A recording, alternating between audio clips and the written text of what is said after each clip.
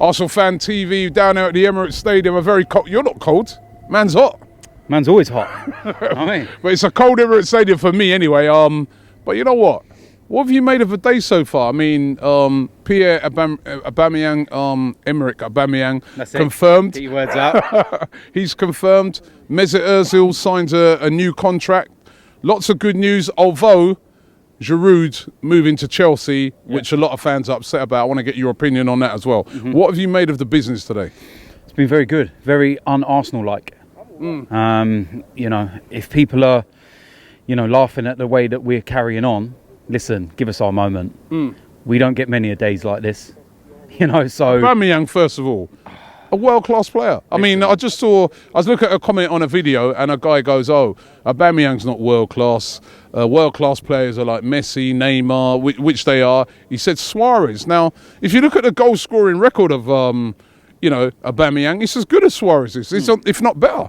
Superb. It's the kind of player that we've been crying out for as well. I think he's one that's going to stretch defences. One of the problems we have, you look at Swansea, really hard to make me feel depressed again.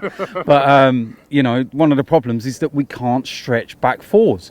And what he will automatically do is put something in the mind of defenders. Don't push too high up, because if he gets in the space behind, we're dead. He'll kill us.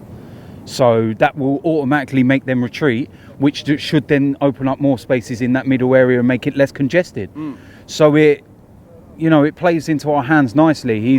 Lacazette's not slow.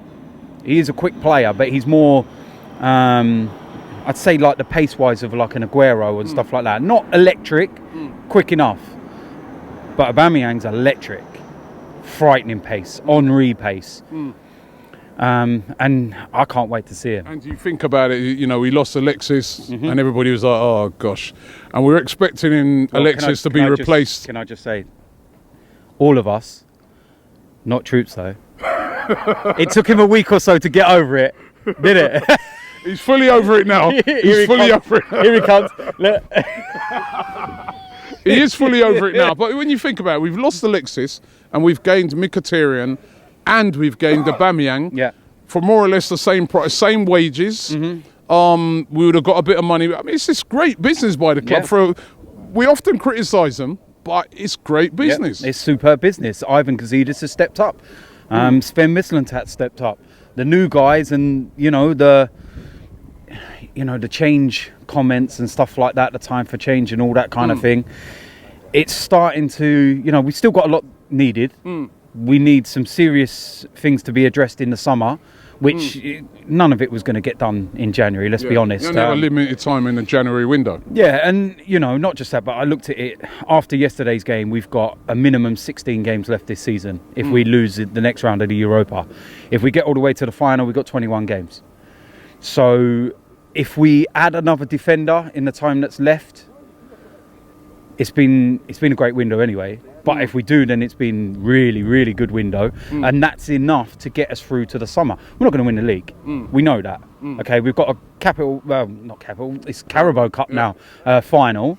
And then go all out to try and win the Europa League. Put all your eggs in that basket like Mourinho did with Manchester United last year. If it was good enough for them, then it's good enough for us, isn't it? So, and then like Ozil now signing a new deal. Now, how important was that? Massive. I think that could actually be bigger than the Aubameyang, if anything, because what it does for the next couple of months, it rules out speculation, rules out talk of him leaving, it rules out any disharmony in a dressing room. Alexis, it rules out any of that.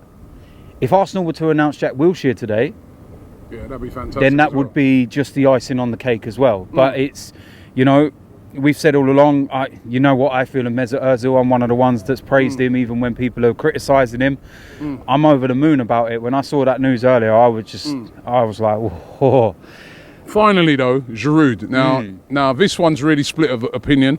Olivier Giroud going to Chelsea of all clubs.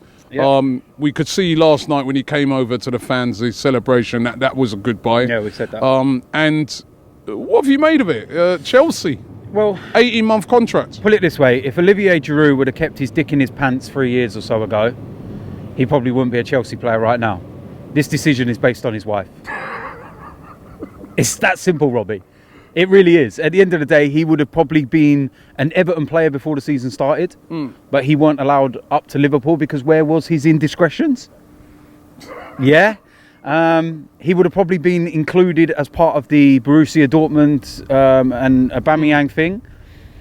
But no, because, you know... It's a weird one, isn't it? Because you think about it, everyone's saying that, right, he wants to have regular football, he wants to play, he wants to impress with a World Cup coming up, which, listen, he's going to get to play in the Champions League now because he's not cup-tied in that, so that's great for him. Yeah. But if Morata's fit, is he going to start? Surely he won't, will he? Well, when you look at the money that Chelsea have outlaid on Morata, and it's who makes the decisions. Is it Conte? Is this a Conte signing? Is this someone else's signing? Is this signing, you know... Well, it's a short term signing by the look. 18 months. 18 months, not, you know. At the end of the day, at the end of this season, he's in the final year of his contract. Yeah. Maybe we should go back and try and sign him for half the price because he's in the final year. So he could actually be our little mole. You never know. But no, you know what? I looked at the pictures before I come on here and it's not nice seeing him in it. You know, at the end of the day, I've said all along that he's a great plan B. Yeah. But he's never been good enough to be the main man. And the one thing that we've all cried out for as fans is better. We've got better. So you can't have it both ways. You can't sit there and say... Olivier Giroud's never going to accept being a plan B, especially in the World Cup year. This will probably be his last World Cup. He's nearly 32 years old. So it will be effectively his last World Cup. At the moment, he's first choice. But if he spends the next couple of months with us as plan B, he probably won't play in the World Cup. So maybe now he will. We ain't got to face him this year. So that's something not to worry about. And I wish him well. I do wish him well. I know I've criticised him as well in the past. And it's because I just want, you know, best for our club. And he's not going to take us to that next level. He's been here for 6 seasons and we've never challenged for a league title and we've never challenged for the Champions League. And he's had the likes of Mesut Ozil supplying him. So, yeah, great plan B, just never going to be a plan A. And my thoughts as well, quickly, is on this whole plan B thing. You should never really, if you want to be one of these big clubs, never have to worry about having a plan B. Plan A should work.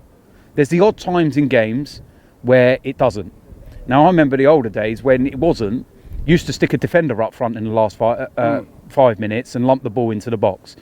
All this plan B stuff, and get plan A right, and then you won't have to really worry about a plan B. We're a big club, man, and we need to start acting like it. And days like today and signings like we've had in January are a start, but it's only a start.